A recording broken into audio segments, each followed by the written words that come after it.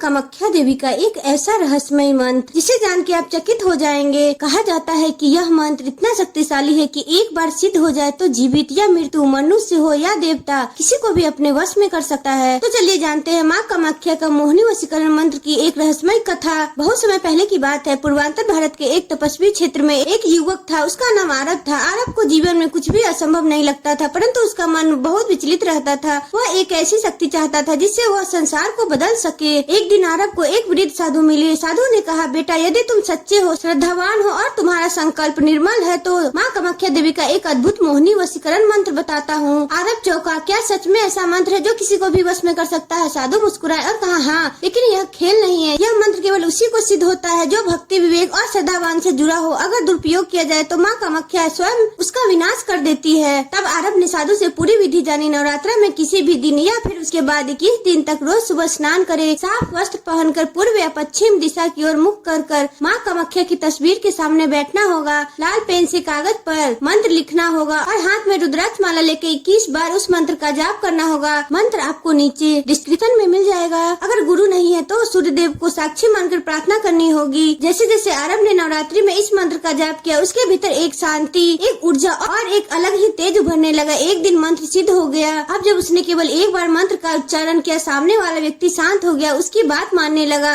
और आरब ने उस शक्ति का दुरुपयोग नहीं किया। उसने लोगों के टूटते रिश्ते जोड़े, बिछड़े प्रेमियों को मिलाया और एक सच्चे साधक की तरह जगत कल्याण में अपनी शक्ति का प्रयोग किया। इस रहस्यमय कथा से हमें यही सीख मिलती है कि मंत्र की शक्ति तब तक ही सार्थक है जब तक उसका प्रयोग पवित्र उद्देश्य के लिए किया हो, अन्यथा माँ कामाख्या की कृपा